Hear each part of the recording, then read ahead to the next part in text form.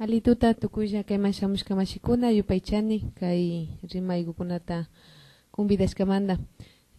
Buenas noches todos y todas, gracias por su asistencia y gracias por la invitación, Rosalía.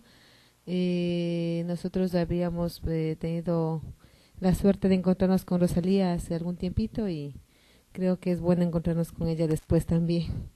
Gracias también al compañero Ángel Sosoranga de la Embajada de Ecuador aquí en Perú, y con el permiso de nuestro presidente Pedro Miguel, continúo con la exposición.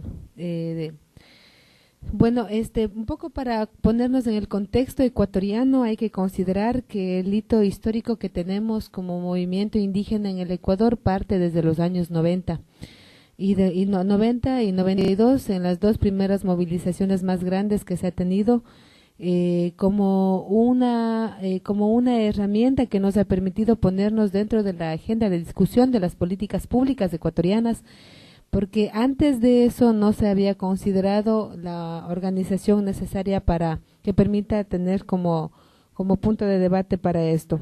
Con esta movilización, con este levantamiento indígena que no fue solamente en el Ecuador, sino a nivel continental de todo el Abya Yala, incluso me parece que tuvo un poco más de extensión.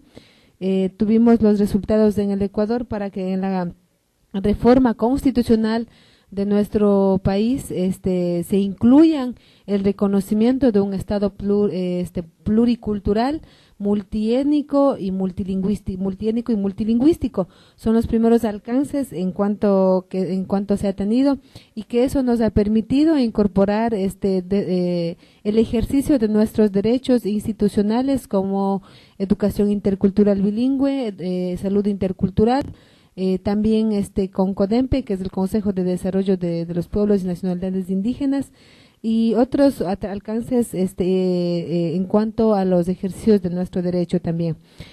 A partir del 96, eso duró desde el 96 al 98 en la reforma constitucional que se planteó.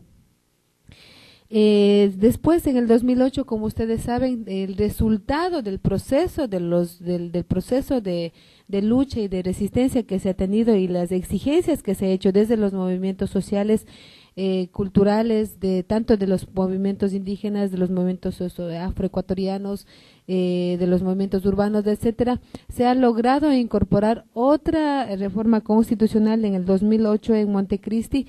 Y ese es un resultado bastante interesante, porque además de incorporar dentro de la Carta Magna los derechos ambientales o los derechos de la Pachamama, nos permite también incorporar el artículo 171, que reconoce a las comunidades, como a los presidentes de las comunidades, con un alcance más allá de un juez. Entonces, ¿qué quiere decir eso? El artículo 171, al reconocernos la administración de justicia indígena, es decir, lo que se reconoce en derecho positivo, aquí en la administración sería el derecho extraordinario. Eso permite que los cabildos, mujeres y hombres cabildos que conforman el Consejo de Gobierno de las comunidades de 14 nacionalidades o 18 pueblos que conforman el Ecuador, tengan la misma capacidad de solucionar desde un conflicto familiar hasta un conflicto de problemas penales y civiles.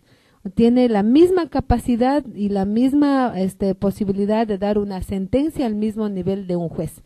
Y los jueces ordinarios tienen la obligación de acatar la sentencia que en asamblea, conjuntamente con los jueces y el Consejo de Cabildo, hayan acatado. Por lo tanto, si hay un caso dentro del sistema ordinario, permite la declinación de competencia hacia el juez de cabildo, que serían los presidentes de las comunidades.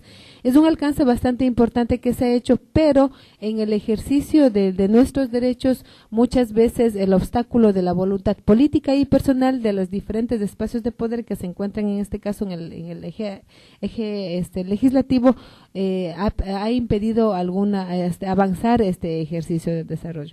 Pero, como les explico, ese es el alcance, incluso más que se tiene como juez de cabildo, porque incluso tiene la obligación de recurrir a diferentes recursos para poder cumplir con las necesidades que demandan las comunidades.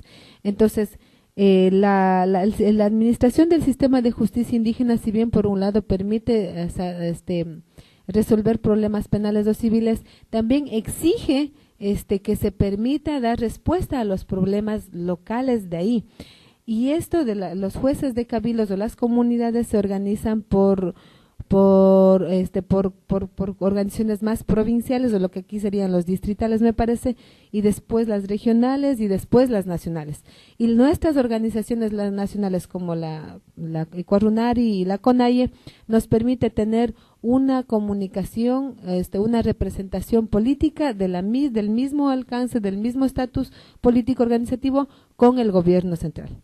Entonces, eso nos permite tener un intento de diálogo, un intento de propuesta, de un espacio de propuesta hacia el gobierno central. Sin embargo, muchas veces depende demasiado de la voluntad política de quien se encuentra al frente. Por ejemplo, si la voluntad política del señor ministro no hubiera deseado hacer el evento, podría ser que no se hubiera hecho. Pero yo aplaudo mucho esa voluntad de haber hecho este evento y haber organizado y haber permitido este espacio de posibles planteamientos.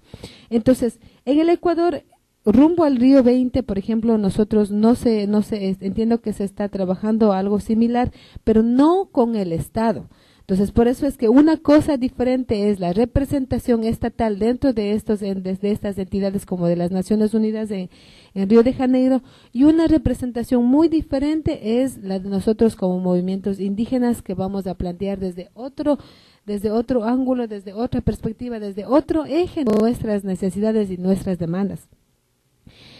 Con esto, yo creo que es interesante saber que la gobernanza ambiental internacional depende básicamente de cuánto se pueda fortalecer a las organizaciones locales, regionales, provinciales y etcétera. Cuánto están considerados como parte de su propia administración, cuánto está considerado con la capacidad de dialogar, de proponer, de negociar las necesidades, las demandas. Eso depende mucho para saber cuánto de gobernabilidad podemos implementar en cada uno de nuestros espacios, ¿no? Ya sea público, ya sea privado, ya sea comunitario, porque son 3 espacios diferentes. Eso con respecto a la gobernanza ambiental también.